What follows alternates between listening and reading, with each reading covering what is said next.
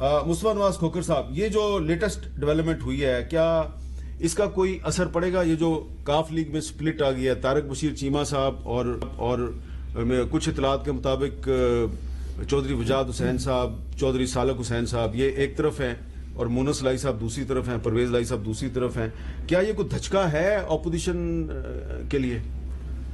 میر صاحب ابھی تھوڑی دیر پہلے باپ نے انہوں نے اپوزیشن کی حمایت کا اعلان کیا.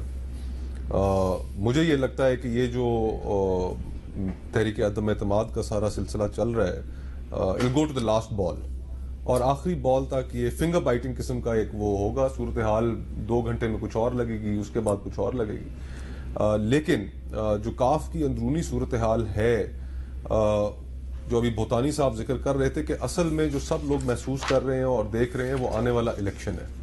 اس آنے والے الیکشن میں پی ٹی آئی کا جو ٹکٹ ہے وہ لوگ تصور کر رہے ہیں کہ ایک بہت بڑا بیگیج ہوگا، اور اس بیگیج کے ساتھ لوگ الیکشن میں جانا نہیں چاہ رہے. اپنے جو ان کے لوگ منحرف ہیں جو ان کے ساتھ نہیں بیٹھ رہے، وہ بھی اسی وجہ سے نہیں بیٹھ رہے کہ وہ سمجھتے ہیں کہ آنے والے الیکشن کے لیے انہیں بہت مشکلات درپیش ہوں گی.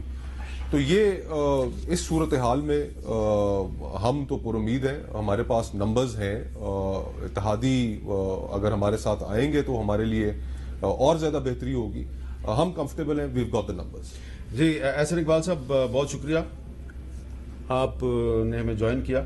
تو یہ جو صورتحال ہے اس میں حکومت کے بہت سے وزراء یہ کہہ رہے ہیں کہ یہ پرویز لائی صاحب جو ہیں وہ ان کی پہلی کامیابی ہے اور اس کے بعد ایم کیو ایم بھی ان کے ساتھ آ جائے گی. تو فرض کریں اگر ایم کیو ایم بھی حکومت کے ساتھ چلی جاتی ہے، ان کا دعویٰ ہے، تو آپ کو کوئی لگتا ہے کہ آپ کی تحریک ناکام ہو جائے گی؟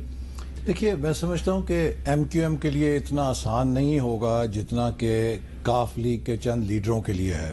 چونکہ کاف لیگ کے کچھ لیڈر کہہ سکتے ہیں کہ ہم اپنے ذاتی اثر رسوخ کے ساتھ شاید گجرات کی چند سیٹوں پہ رکھتے ہیں اور جیتنے میں ہم ان کا سہارا لیتے ہیں. ایم کیو ایم ایک مڈل کلاس پارٹی ہے اور وہ پاپولر پبلک اوپینین پہ بہت زیادہ اس کا انحصار ہے، اور میرا نہیں خیال کہ ایم کیو ایم اپنے ووٹرز کی جو رائے ہے اس کے برخلاف کراچی میں جو پچھلے 4 سالوں میں تباہی ہوئی ہے، مہنگائی کا جو سامنا ہوا ہے، کراچی کے نوجوانوں کو جس بے روزگاری کا سامنا ہے، اس حکومت کے تمام وعدے جو انہوں نے پورے نہیں کیے ہیں، تو ایم کیو ایم کے لیے آسان نہیں ہوگا کہ وہ حکومت کا ساتھ دے. ہماری بھی ان کے ساتھ بات چیت ہوئی ہے اور انہوں نے ایک بڑی اچھی انڈرسٹینڈنگ کا مظاہرہ کیا ہے. تو میں ہوپ فل ہوں کہ ایم کیو ایم غالباً حکومت کے ساتھ نہیں جائے گی. اور ہم نے جو نو کانفیڈنس موشن ہے اس کی بنیاد الائز کے اوپر یا ان کے اتحادیوں کے ووٹوں کے اوپر نہیں رکھی تھی. اس کی بنیادی جو کیلکولیشن ہے یا جو نمبرز ہیں وہ ان اراکین کے ساتھ تھے کہ جو حکومت کے اپنے بینچوں سے حکومت کے پالیسیوں کے خلاف تھے، کہ کتنے لوگ ہیں کہ جو بہت زیادہ کمیٹڈ ہیں اس حکومت کے پالیسیز کے خلاف. تو میں سمجھتا ہوں کہ آپ نے دیکھا کہ باپ پارٹی نے اعلان کر دیا ہے اور مجھے یقین ہے کہ ایم کیو ایم بھی انشاءاللہ آئے گی. اور ہم نے کاف لیگ کو بھی آخری حد تک اس لیے پرسو کیا کہ ہماری کوشش یہ تھی کہ جتنا براڈ بیسڈ کنسنسس ہو اتنا اچھا ہے. چونکہ اچھا احسن صاحب، آپ یہ اپریشیٹ نہیں کریں گے کہ عمران خان صاحب نے بھی اب وہی سیاست شروع کر دیا جو پہلے آپ کر رہے تھے؟ پہلے تو وہ کہہ رہے تھے جی یہ ہارس ٹریڈنگ کر رہے ہیں، لیکن جب انہوں نے دیکھا یہ ہارس ٹریڈنگ نہیں ہے، انہوں نے تو چیف منسٹرشپ آفر کر دیا پرویز لائی کو. انہوں نے وہی چیز ان کو آفر کی ہے، عثمان بزدار سے استعفیٰ لیا ہے اور ان کو کہا کہ آپ میرے امیدوار ہیں اور پرویز لائی صاحب ادھر چلے گئے. بس وہ لگتا یہ ہے کہ جو عالمی سازش تھی اس کا اصل نشانہ عثمان بزدار صاحب ہی تھا. اچھا اب عمران خان عثمان بزدار صاحب کے بارے میں کہتے رہے ہیں کہ یہ میرے وسیم اکرم پلس ہیں اور ان کی بڑی تعریف کرتے رہے ہیں، اور یہ بڑی امپورٹنٹ چیز ہے. یہ جو ایک پرانا کلپ ہوتا ہے آج کل کے زمانے میں بڑا امپورٹنٹ ہوتا ہے. سنیں عمران خان صاحب کیا کہتے تھے بزدار صاحب کے بارے میں. عثمان بزدار، جب فیصلہ کیا آپ کو چیف منسٹر بنانے کا تو بڑے میری اپنی پارٹی میں سے لوگوں نے خدشات ظاہر کیے. چیف منسٹر صاحب کو میں خاص طور پہ پھر سے خراج تحسین پیش کرتا ہوں، کیونکہ میں نے ایک دفعہ ان کو کہا، انہوں نے خود جا کے سارے سب علاقے دیکھے، کام بھی شروع ہو گیا، یعنی بلڈنگ کا کام بھی شروع ہو گیا. یہ لگ رہا ہے کہ جس طرح میں کرکٹ میں کھلاڑی چنتا تھا اور وہ ماشاءاللہ وہ بڑے بڑے انضمام الحق اور وسیم اکرم بن جاتے تھے، مجھے لگتا ہے یہاں بھی انشاءاللہ ہمارا وسیم اکرم نکلنے والا ہے.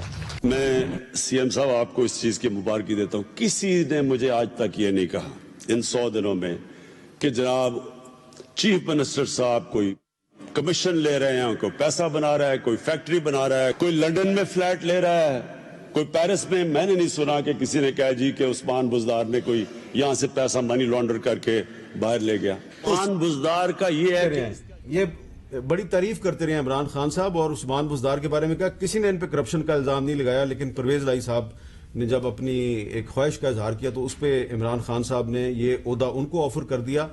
अब मूनस लाई साहब जो हैं वो इस सारे मामले में यानी कि बुज़दार साहब के बारे में क्या कहते रहे, किसे कहते रहे, सुनिए। जो लोग बातें कर रहे हैं कि शायद हम छोड़ देंगे या हम कुछ और चीज सोच रहे हैं, ऐसी कतन कोई चीज नहीं है। अगर हमने किसी दिन भी पीटीआई की कोalition से बाहर निकलने का फैसला किया तो वो सिर्फ इस बेसिस पे होगा कि पीटीआई खुद हमें धक्के दे के बाहर निकालेगी तो हम जाएंगे, वरना हमने नहीं जाना। अच्छा, ये बड़ी आप अहम बात की है, लेकिन ये जो कुछ खबरें हम सुन रहे हैं कि चौधरी परवेज लाई साहब जो है वो हो सकता है कुछ दिनों में पंजाब के वज़ीर आला बन जाएं, तो ये खबरें जो है ये कहाँ से चल रही हैं? ये मुझे तो समझ नहीं आती कहाँ से चल रही है। परवेज लाई साहब का कोई इरादा नहीं है वज़ीर आला बनने का। हम 110% सपोर्ट करते हैं सीएम बुज़दार साहब को, उनके साथ हमारे बहुत अच्छे ताल्लुकात हैं, पार्टी बेसिस पे भी और फैमिली बेसिस। तो ये मूनस लाई साहब कह रहे थे कि परवेज लाई साहब का कोई इरादा नहीं है सीएम पंजाब बनने का और हम तो उस्मान बुज़दार साहब को सपोर्ट करते हैं। शायद इसीलिए मौलाना अबुल कलाम आज़ाद साहब ने कहा था कि सियासत के सीने में दिल नहीं होता।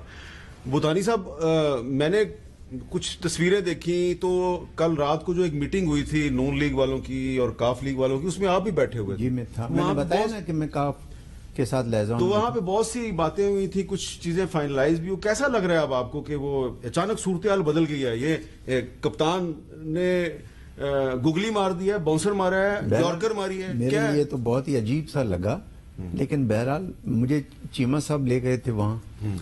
अब शायद चीमा साहब की खबरें आ रही हैं कि वहाँ से हट गए हैं, तो लेकिन बड़ा अजीब सा लग रहा है। रात में था मुझे उधर दुआ खैर भी हुई थी। वैसे दुआ तो होती है ना खाने के बाद कि अल्लाह रिज़्क़ में बरकत दे, दिन के खाते हैं।